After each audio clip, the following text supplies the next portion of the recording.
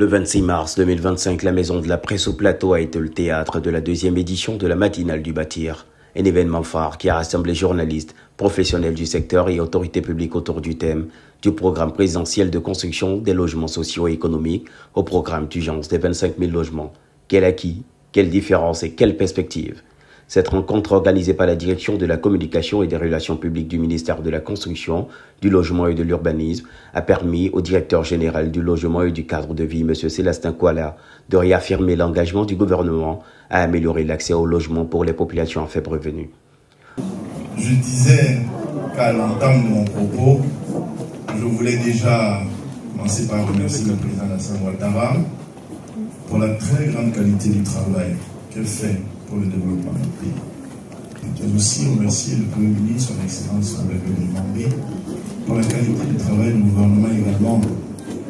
Si l'on peut critiquer, c'est bel et bien parce que ce sont des ministres qui sont en action et il n'y a le chef que parce qu'il y a des acteurs de qualité. Donc bravo également à son Excellence Monsieur le Premier ministre pour tout le soutien qu'il apporte au logement. Vous l'avez vu ces derniers mois, malgré son agenda qui est très chargé, eh bien, il a accepté d'aller avec lui partout, à Bassam, à Béjerville, à Lokoudjou. Lors de son allocution, M. Kuala a fait le point sur de grands programmes de construction et de logement en Côte d'Ivoire. Le programme présidentiel de construction des logements sociaux et économiques et le programme d'urgence de construction des 25 000 logements sociaux. M. Kuala a également souligné la volonté du ministère de renforcer la transparence et la rigueur dans le secteur immobilier, annonçant le démarrage imminent de plusieurs nouveaux chantiers à Coupé-Zedji, PK24 et à la cité BAE. Il y a un, Mme Goni n'est pas là. On a été obligé d'envoyer les huissiers chez lui la nuit, à domicile. Parce que quand vous allez, le bureau est à peine ouvert, si vous passez qu'il y a un peu de lumière, vous revenez à 18h, bim, tout est noir, il n'y a plus personne. C'est incroyable. Ce sont des entreprises ivoiriennes. Ce sont des entreprises nationales. Il faut que vous preniez ce travail-là au sérieux. Pour que demain, on puisse avoir des grands promoteurs immobiliers.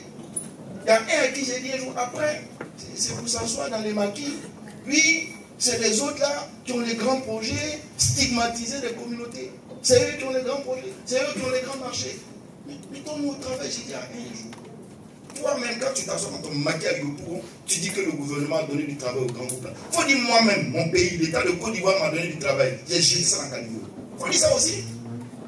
La rencontre a été l'occasion pour M. Cheikh Koné, directeur de la communication du ministère de la Construction, du Logement et de l'Urbanisme, de clarifier les différences entre les deux programmes, mettant en lumière l'importance de la collaboration entre l'État, les promoteurs et les citoyens. Après plusieurs heures d'échange, le directeur général a invité les populations à se reprocher les services compétents avant tout projet immobilier, afin d'éviter les arnaques et les mauvaises pratiques. Cette édition de la matinale du bâtir a permis de poser les bases d'une meilleure compréhension des actions du ministère de la Construction, du Logement et de l'Urbanisme et de renforcer la collaboration entre les acteurs du secteur du logement. Un événement qui marque une nouvelle étape dans la politique du logement en Côte d'Ivoire.